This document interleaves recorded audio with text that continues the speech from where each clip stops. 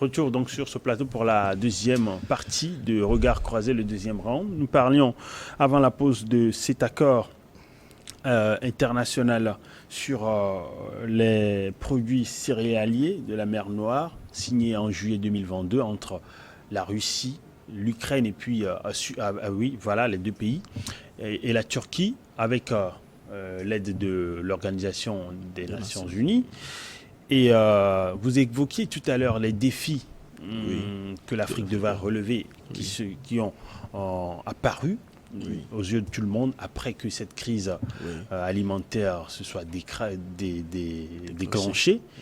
Et vous évoquiez tout à l'heure des défis liés à beaucoup de choses. Il y a beaucoup de choses. D'ailleurs, quand nous prenons nos infrastructures, sur le plan santé, sur le plan alimentaire, sur beaucoup de plans, l'Afrique doit relever beaucoup de défis. Et nos dirigeants le savent. Ils le savent très bien. Maintenant, quand on prend cette prolongation, moi, je voudrais que tout le monde essaie de voir ça sur... comment je peux le dire? Pas uniquement sur le plan alimentaire. Non. Imaginons que, par exemple, on n'arrive pas à avoir des thermomètres qui viennent chaque fois de l'Europe. Comment allons-nous s'en sortir? C'est encore dans une les option. hôpitaux? D'ailleurs, l'arrivée de la pandémie de Covid-19, c'est également un défi. Ça nous a mis vraiment devant une réalité où tout le monde s'est dit, là, il faut qu'on arrive à faire des efforts. Aujourd'hui, moi, je voudrais tout simplement que nos dirigeants africains se disent certaines vérités. Parce que dans chaque pays, sur notre continent, nous devons arriver à dire, mais qu'est-ce que j'ai pu faire durant mon mandat? Qu'est-ce que j'ai pu réaliser?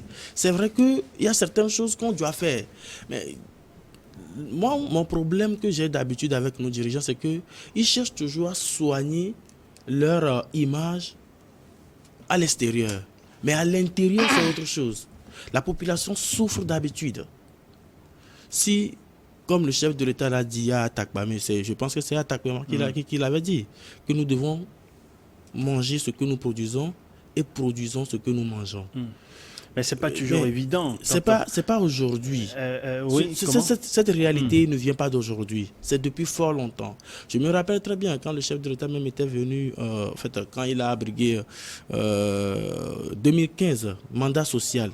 On a tout fait pour relever la pente. Mais pas seulement au Togo, au Sénégal. Si le Sénégal était un bon pays, le dirigeant n'allait pas pleurnicher pour qu'on puisse aller très loin pour pouvoir prolonger cet accord-là. Alors, quand vous évoquiez tout à l'heure ce discours de Faure Gnassingbé, le président togolais, sur le fait de produire ce que nous mangeons, c'est pas toujours évident quand on sait aujourd'hui que, par exemple, les gens produisent beaucoup de soja, parce que ça se vend mieux à l'international. Les gens, en fait, je pense que c'est lié plutôt au fait que les gens veulent tirer le meilleur profit. Les gens ne cultivent pas plus le maïs parce que ça ne se vend pas mieux à l'international. Je pense que c'est pour ça les gens. Il y a un secret qu'il faut tout de suite essayer de faire relever. Pourquoi les gens produisent actuellement plus de soja? Parce qu'ils ont accès au financement. Et donc, si vous prenez par exemple le MIFA, qui aujourd'hui a décrété quand même un certain nombre de financements uniquement qu'aux personnes qui aux producteurs de soja, c'est-à-dire aux promoteurs de soja par exemple. Si vous faites un projet uniquement que pour produire le maïs et tout, vous allez être rejeté par les banques. Et donc il n'y a pas vraiment des mécanismes qui permettent aux agriculteurs d'avoir accès au crédit. Et donc ce message du chef de l'État devrait être adressé plutôt à notre ministère de développement à la base. Le chef de l'État lui-même, il sait. Non, en fait, je ne crois pas que ce n'est pas sous cet angle-là qu'il dit la chose. Le constat n'est pas togolais. C'est-à-dire que non, c'est pas togolais, c'est africain. Vous allez en Côte d'Ivoire, les gens mangent, les gens mangent ce que nous produisons ici, et nous mangeons ce que eux ils produisent là-bas. Alors, enfin, ce qu'on dit, plus pour pouvoir manger suffisamment et exporter. Mais si vous n'en avez pas assez pour manger, ça veut dire que vous produisez réellement. Vous êtes obligé de manger ailleurs. Parfois, c'est insensé. En fait, on peut produire du tomate ici. Exporter n'est pas un problème. On peut exporter pour se faire de l'argent. Mais nous dépendons sur le plan alimentaire de d'autres pays. Et pourtant, nous avons des terres comme eux. Le riz que nous mangeons vient d'Asie. C'est ça. Aujourd'hui, s'il y a une guerre et que les bateaux ne viennent plus, on va mourir de faim. C'est ridicule. En tout cas, maintenant, le pain que nous mangeons, il est fabriqué à base de blé qui vient de Russie ou d'Ukraine. Donc, or, ces deux aliments-là, en plus du maïs, sont les aliments essentiels dans nos pays. Le maïs, aujourd'hui, le Togo fait un effort comparé aux autres pays. On produit plus que les autres et les autres viennent chercher. Mais on doit produire davantage pour que le prix du maïs baisse un peu.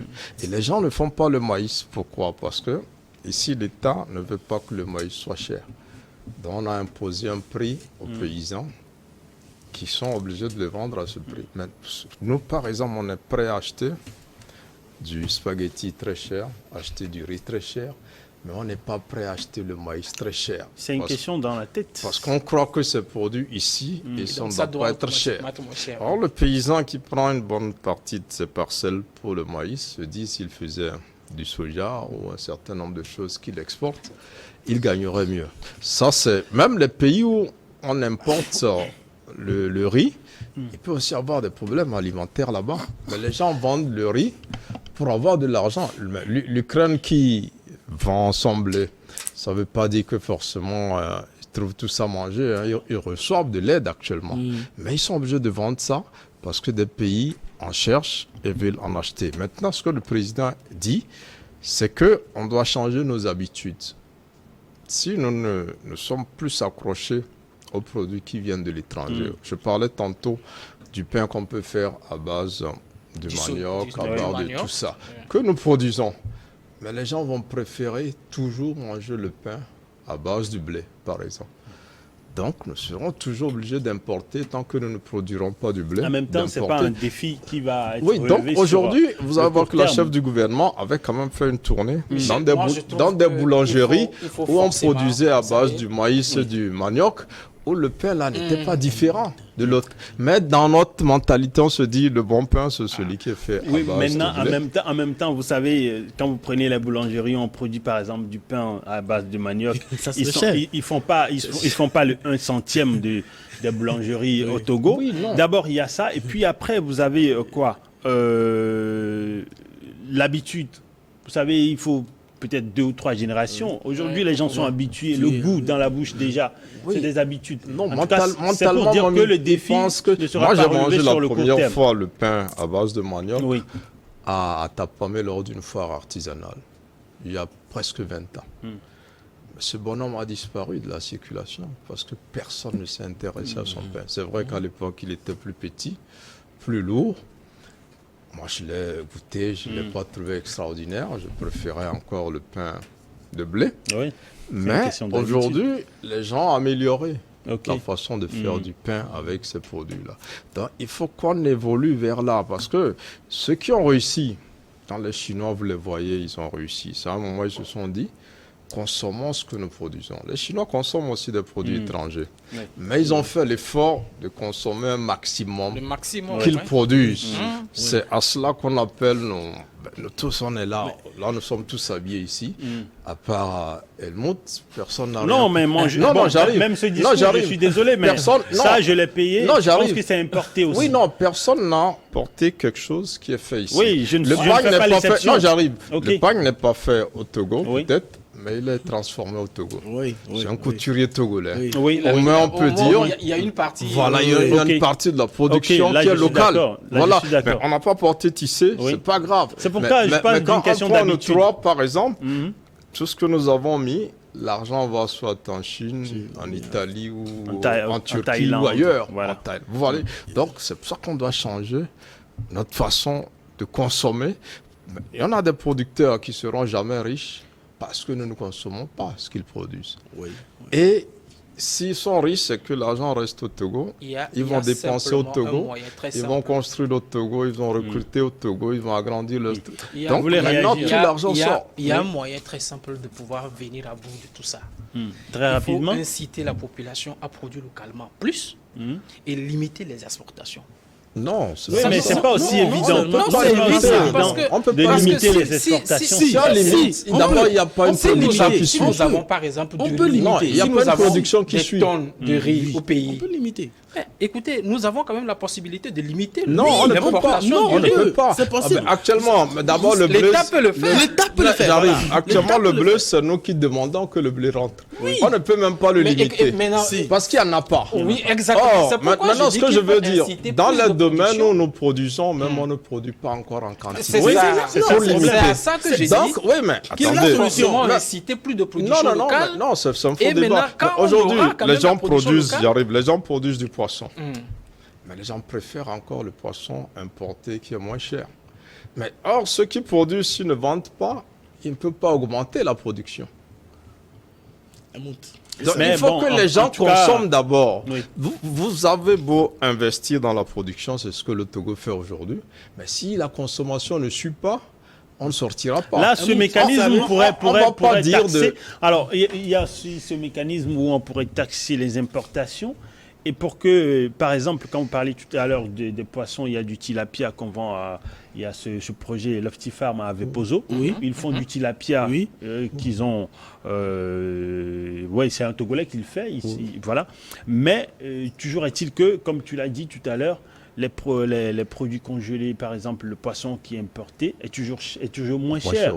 Et dans ces conditions, quand on connaît aujourd'hui les conditions dans lesquelles nous vivons ici, par exemple, à Lomé, c'est un peu délicat de pouvoir préférer. En fait, ce que je veux dire, il y aura une classe qui va toujours consommer ce qui est importé moins cher. Mais pas la grande classe. Mais il y a une classe moyenne, une classe riche, qui est obligée de consommer local, qui est fait généralement dans des conditions... Aussi, non, j'arrive. Qui est produit dans des conditions de qualité plus propres.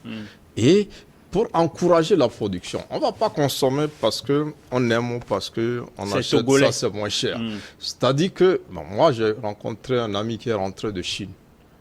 Il me dit ceci, quand les Chinois ont commencé, ils ont dit aux Chinois, le président a dit aux Chinois, consommez les produits chinois, sinon les dieux de la Chine vont vous maudire. Ce n'est pas une affaire qu'ils aiment, ils consomment. Eux aussi croyaient que les produits chinois étaient de mauvaise qualité. Mais puisqu'ils ont consommé, ils ont donné les moyens aux Chinois d'améliorer. Si nous consommons, nos producteurs auront les moyens d'améliorer la production. Et alors, ils vont produire beaucoup et casser les prix. On a dépassé le temps. Vous savez, en fait, c'est la solution qu'on est en train de proposer. Si on ne commence pas, on ne peut pas aboutir. Non, il faut commencer, bien sûr. C'est encouragé. Nous proposons. Si on peut limiter l'exportation, on peut. Ce n'est pas qu'on ne peut pas. On peut. Et aussi, entre-temps, Joël avait parlé de quelque chose. On finance plus certains produits que d'autres produits. Oui, mais c'est normal. Non, c'est pas normal. Il y a des produits qui sont parce que les bailleurs internationaux préfèrent des produits. Oui, mais en même temps, il y a des produits qui sont prisés sur le marché. Bon, on va mettre ça en débat. Si on veut réellement pallier à ce problème, on va parler du second sujet. Si on veut réellement pallier à ce problème, on va parler du second sujet. La Côte d'Ivoire, comme je l'ai dit tout à l'heure, la Côte d'Ivoire. Il faut forcément limiter les exportations. Ok, on va en arriver. Je disais tout à l'heure, il y a quelques mois, les autorités de Ouagadougou ont adressé une demande de soutien à la Côte d'Ivoire.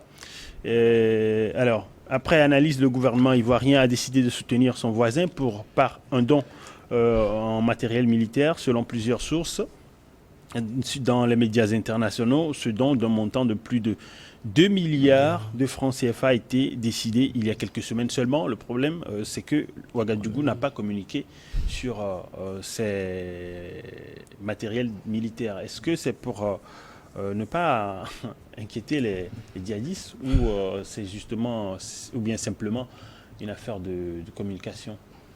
Non, moi pas communiquer pour communiquer. Je crois que pour plus de précision, les informations que j'ai à mon niveau, c'est quelques dizaines de pick-up 4x4 et puis je pense 1000 fusils d'assaut AK-47 et puis des milliers donc de balles.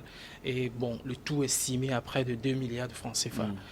Et cette communication, moi je pense que ce don est le bienvenu, sauf que on fait face à certains terroristes qui sont hautement plus outillés que ce qu'on a offert.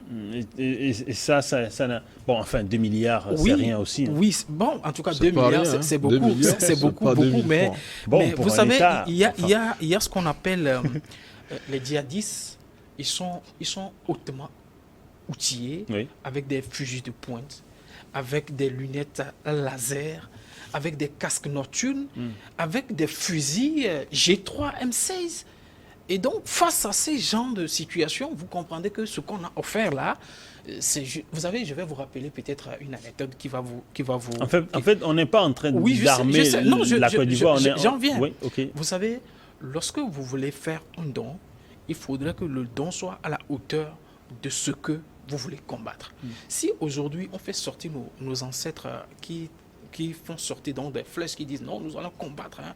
Il faut qu'on aille sur le front, il faut qu'on combatte, ils vont tous les éliminer.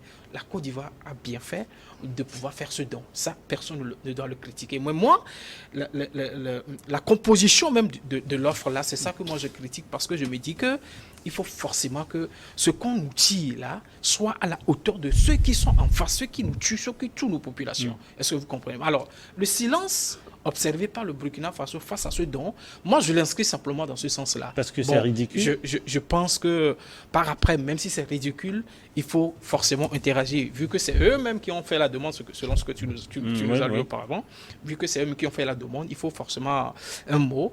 Et rappeler aussi que la Côte d'Ivoire est en train de se positionner en tant que leader de la sous-région.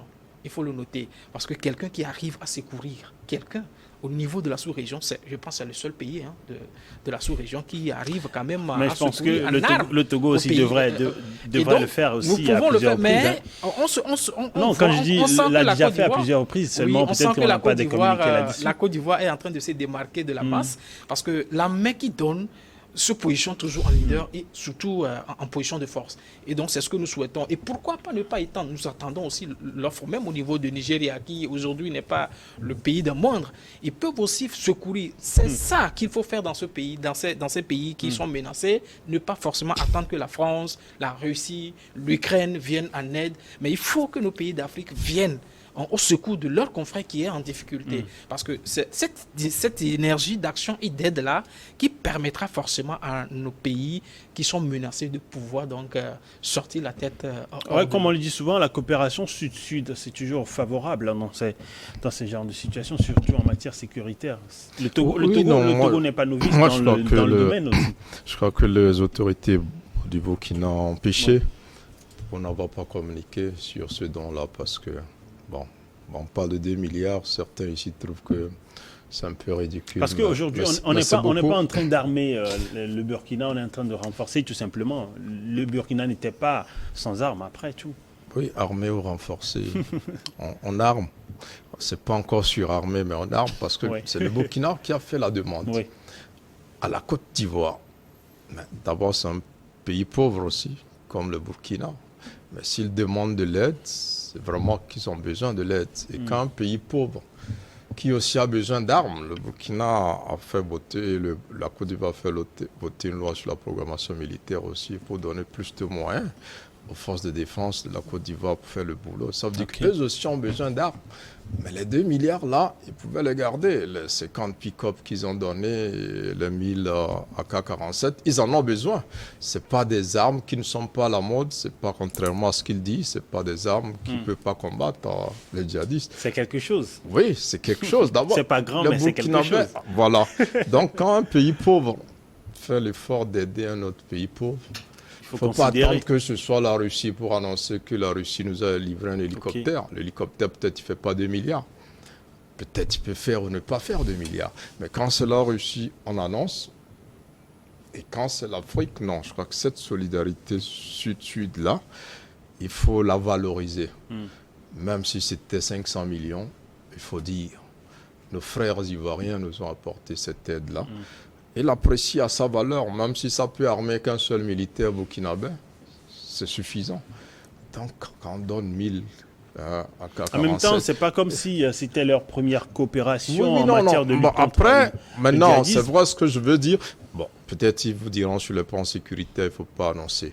Mais les mêmes annonces quand c'est la Russie qui envoie. Donc, il ne peut plus se cacher derrière cet argument. Mais moi, j'aurais voulu que ça porte quand même un message pour dire, mais entre Africains, on se serre les coudes. Parce que les Ivoiriens ne l'ont pas fait aussi parce qu'ils ont trop d'argent. Ils ont intérêt que les Burkinabés maîtrisent le phénomène chez eux. Donc, comme les militaires ivoiriens ne peuvent pas aller combattre au Burkina, s'ils peuvent envoyer des armes... Ils l'ont fait à quelques moments. Au niveau des frontières et tout ça. Oui, mais s'ils envoient des armes, c'est leur manière de contribuer. Donc, ils ont intérêt à ce que les choses se stabilisent au Burkina et donc ils peuvent... Parce que les 2 milliards, c'est beaucoup d'argent pour la Côte d'Ivoire. Il ne faut pas s'amuser. La Côte d'Ivoire, si elle avait les 2 milliards, elle va aussi s'armer pour se préparer contre les djihadistes. Mais en envoyant ces armes-là, donc moi je crois que c'est une marque de solidarité que le Burkina a manqué de valoriser. Parce que c'était important de le dire, ben voilà, entre nous les pauvres, on se serre les coudes, même si c'est une massue qu'on envoie, même si c'est une flèche. On nous a envoyé 3 flèches. Mais alors que là, les pick-up, on en a vraiment besoin pour se déplacer. Ça, on ne peut pas dire les armes et les munitions. Donc, le Burkina en a besoin. Le délai de remerciement est déjà dépassé? Non, mais non. Moi, ce n'est pas en termes de remerciement, forcément. Comme je le dis, la Côte d'Ivoire a intérêt aussi à le faire. Elle ne l'a pas fait. Vous ne voyez pas la Côte d'Ivoire aller donner des armes à je ne sais à quel pays. C'est qu'ils ont une frontière de plus de 400 km et ils subissent aussi les assauts. Donc, si le c'est par intérêt. Mais le Togo peut aussi le faire parce que les Burkinabés ont démissionné que nous aussi, on a des problèmes au nord. Oui. Si demain, le Togo donne des armes au Burkina, ce n'est pas parce que nous en avons trop. Oui.